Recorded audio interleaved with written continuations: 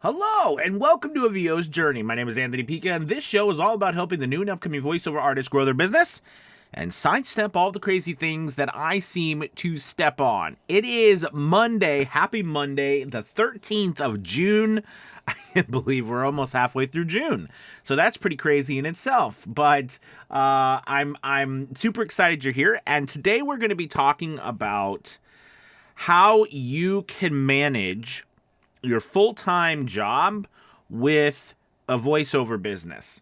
This is a topic that we all face. And whether you are just starting your voiceover business, whether you've been in voiceover for a while, and you are working a full-time job or a couple of jobs, and on top of that, you're trying to grow this voiceover business on the side, it is very challenging. And I'm going to talk to you today about how you can manage it and hopefully help you, put together a plan to grow this business while working that full-time job and managing the rest of your life.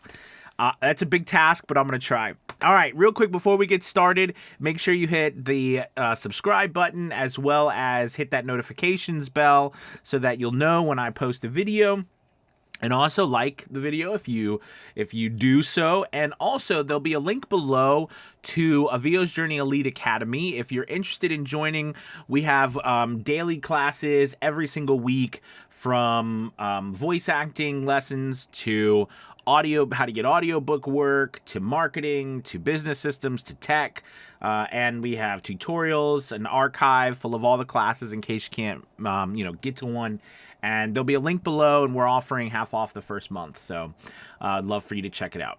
Okay, so let's go ahead and dive into this crazy topic. When I started in voiceover, I worked a full-time job. I was a teacher, and I went to work about 6 every morning, and I got home around 5. Now, that was normal days. Since I was in the theater, and I taught theater, and I ran a theater program, I had to do a lot of after school, late nights, weekends, like that as well. So it wasn't always just 6 to 5, but that was pretty much what my world was like. So I had to figure out, how could I start a side business with that full-time job. And on top of that, of course, I have a wife, I have 2 kids, there's a house, there's a mortgage, all that jazz. So, what would happen is I'd get off, and I'd get home around 5, but I was, we'd get the kids, bring them home, and, because my wife was working as well, both of us were working. So, it would vary. So there was always, who was getting the kids tonight, et cetera, et cetera. Then we'd make dinner, and then we'd spend time with the kids. We had to put them to bed. Then we would spend some time together, and then she would go to bed, and I would start working around 10 p.m. every night. And at the time when I first started, actually for about a year and a half, I had my booth was portable because we had a very small house, so I had to put up my booth and take it down. We didn't have any closets big enough for me to use, so I had to make a portable booth out of PVC pipe and packing blankets, which I call my hobo fort. And every single night it took me about 20 minutes, 15 to 20 minutes to put it up, and 15 to 20 minutes to take it down. And I had this big green duffel bag that I'd put, that all the blankets and the PVC pipes fit in. So, and that would go out in our little shed. So I'd put it up, and then I would take it down. So basically every single night, now I'm a late owl, I'm a night owl, late night owl. So I enjoy, well, I don't say I enjoy, it's just the way it is. I don't, I would rather sleep in the morning than sleep at night. So, I would stay up until about 2 or 3 in the morning working on my business. So from 10 to about 2 or 3, every single night, I would work on my voiceover business. And what I realized was, because of my schedule, there was a bunch of things that I had to accept.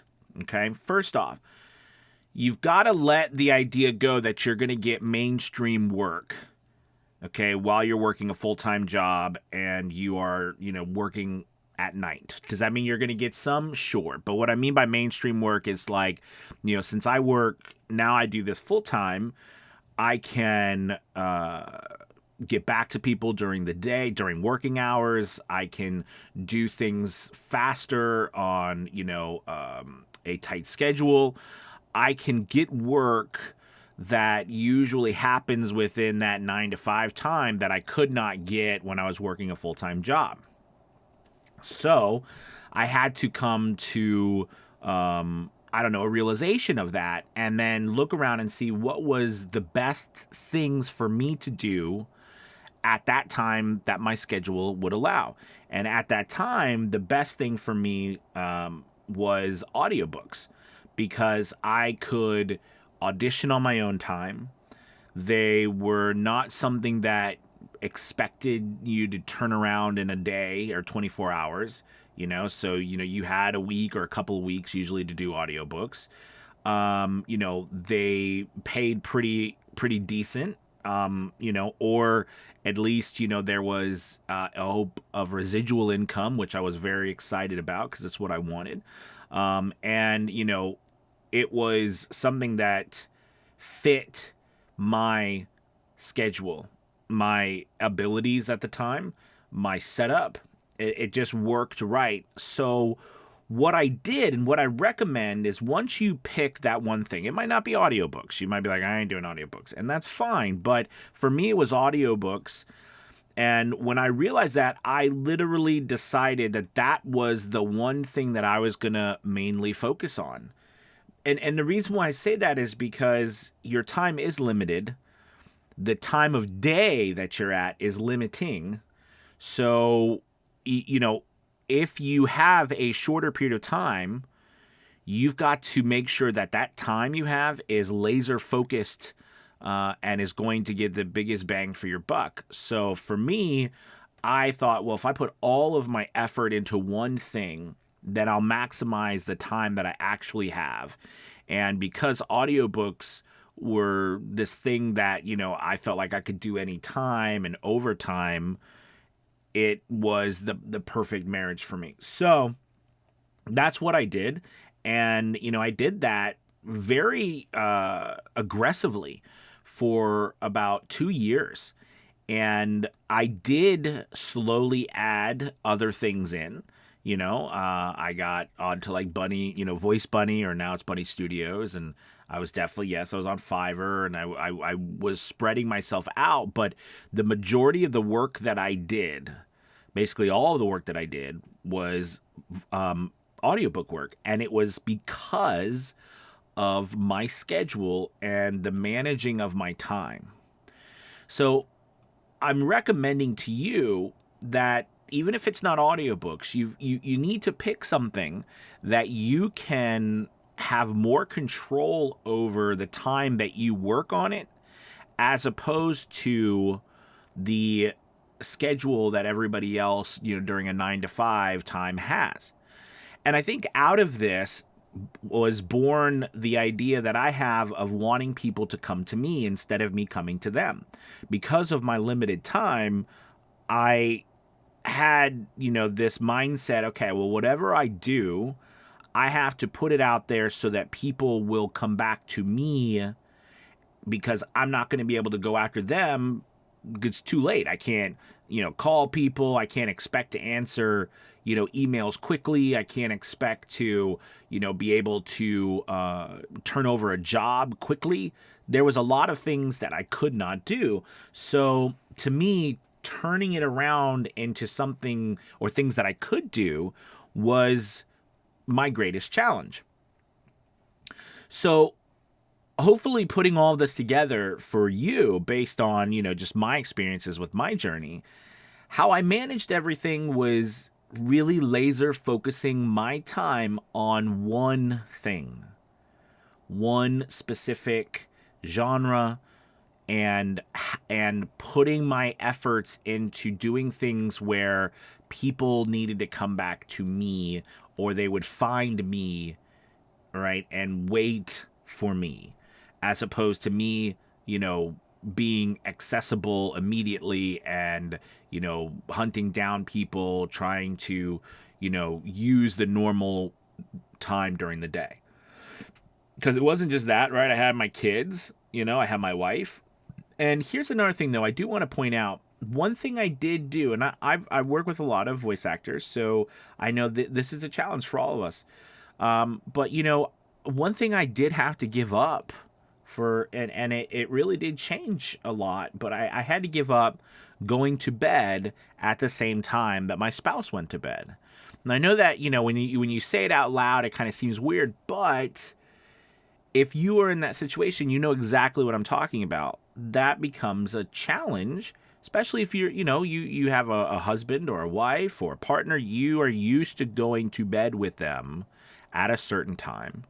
And when you can't go to bed with them, right, it can be straining on your relationship too. Though there was a lot of things that those 2 years, changed. It wasn't, we worked through everything, but, I'm telling you because it's always easy for people to give you the fluff and the excitement and this is going to be the greatest thing since sliced bread, and voiceover is wonderful. I wouldn't do anything else, but getting to this point is always, that's what's often not talked about. So hopefully this video has given you some perspective on how to manage your schedule.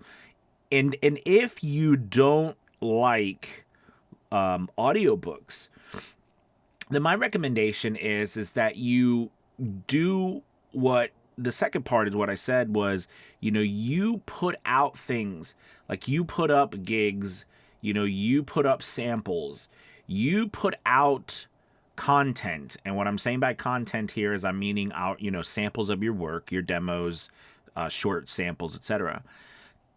On social media, on your website, on other freelance websites, pay-to-play sites if you have the finances at the moment, and let people come back to you. Do you know what I mean? Set those expectations. Let them come to you, because that means then you'll control the time that you work by putting out your stuff and not, saying, well, I'm, these hours I'm on, I'm all my office hours are 9 to 5 during the day, or I can contact you. Just make sure your expectations are there and know that you will not get some business. The one time I knew it was time for me to leave my job was when that moment came where I had calculated I was losing more work I was losing more money being at my job than I was not being at my job and doing this full time. So, because I just couldn't keep up with the work that needed to be done during the day, at night. And it was, that was something that I realized, but that was, years after I started. So hopefully this video helped. I know this was a little long today, but I wanted to give it the attention that it needed. And hopefully this helps. I think most of us are in this situation right now, and it's a challenge. So please feel free to comment below, message or comment below about what you're going through, and how you're working through it or you're not. And if you've got questions, please feel free to ask them. I'd love to give you some more thoughts about what I did to get through it. So thank you guys for watching. As always, again, make sure you hit that like and subscribe button and that bell notification, and check out the link below for the Academy. All right, you guys, you have a wonderful Monday. Talk to you tomorrow. Goodbye.